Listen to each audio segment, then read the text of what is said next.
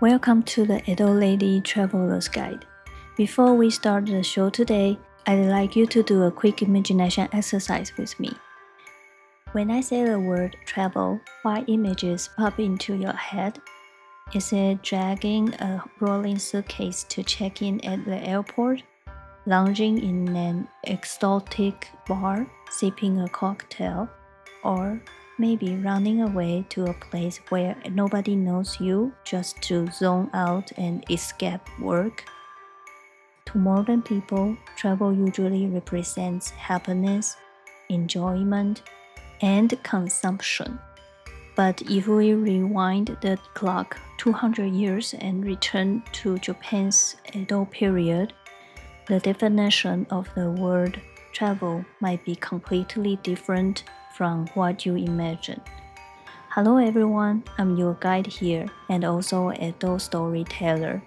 Through a serendipitous encounter in a second-hand bookstore, I unexpectedly obtained an Edo-era time capsule and dove headfirst into historical archives.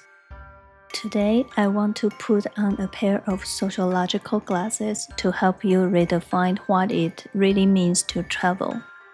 There is a British sociologist named John Urry who proposed a fascinating concept called the tourist guess. This sounds profound, but it's actually quite simple. It means that modern travel is essentially a process of verification. We first see how beautiful the Eiffel Tower in Paris is, or how dreamy Tokyo Disneyland is through TV, movies, and social media. Then we spend money to buy a plane ticket, fly over, and look at it with our own eyes, snap a photo, and think, wow, it looks exactly like the pictures. This is the so called guess. By taking photos and viewing attractions during our trip, we are actually collecting these symbols created by the media. In other words, there are several key elements that make up a trip. First, it is a non daily activity. Travel is about experiencing a life different from your everyday routine. Next, travel involves special movement, leaving a place where you normally live to go somewhere else. Finally, there is the act of gazing at attractions and taking photos. So here comes the big question. Do these elements apply to the Edo period 200 years ago? Travel in the Edo period also utilized leisure time and involved special movement. As for the guests, the people of the Edo period absolutely had their own version of it. Even though they didn't have social media and television back then, they had best-selling travel novels like Shakespeare, Tokaido Chu, Hisakurike, incredibly exquisite travel guidebooks like the Tokaido Bunken Eizi, and of course, ukiyo-e woodblock prints. People at the time would look at Katsushika Hakusai's painting of Mount Fuji and think, I must see that scene with my own eyes at least once in my life. In this regard, they were exactly the same as us modern folks. However, where they drastically differed from modern people was the threshold and mindset of travel. To actually make a trip happen, two other major elements had to be secured: income and permission. Along with the elements mentioned above, none of these could be missing. Income refers to the extra money modern people earn outside of daily living expenses.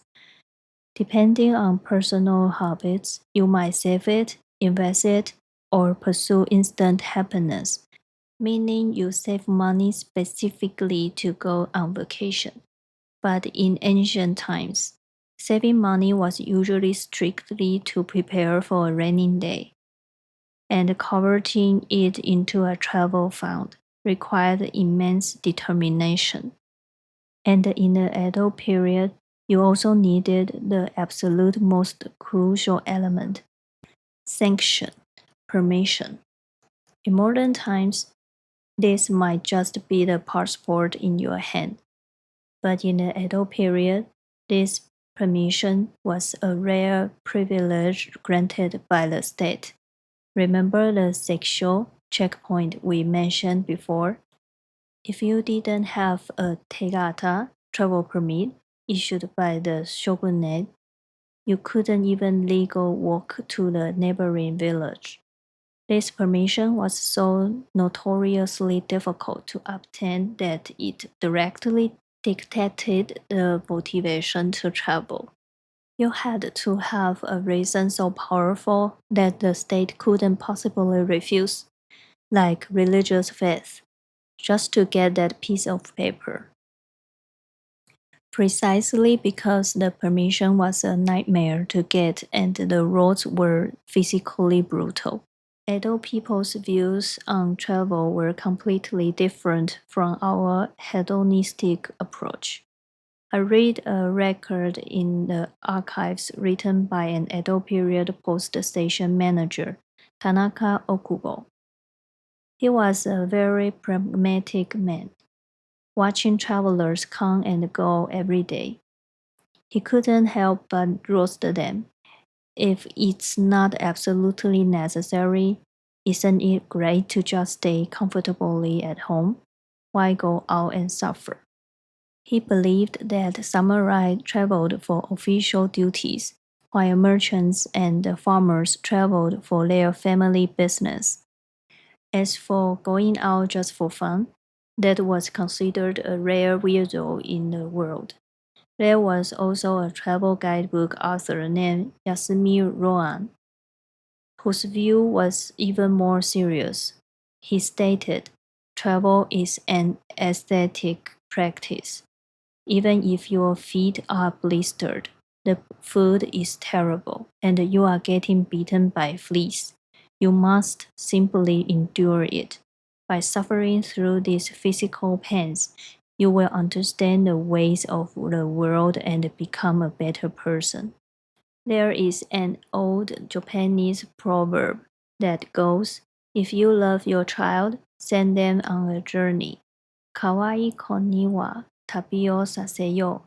The original meaning of this phrase wasn't to let your child go on a fun gap year to broaden their horizons, but rather, if you love your child, let them suffer, let them endure hardship, and let them experience the impermanence of the world.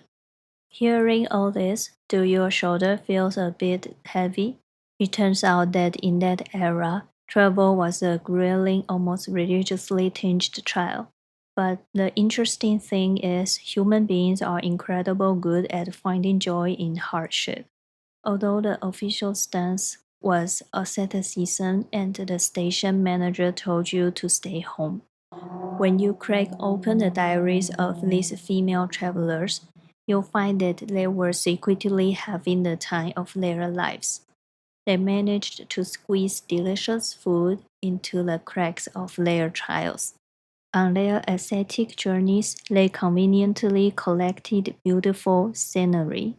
So for our show, we define the journey of an adult lady as a non-daily action that includes special movement supported by a source of income to fund the trip, legally sanctioned by a shogunate permit, and finally completed by guessing at tourist attractions.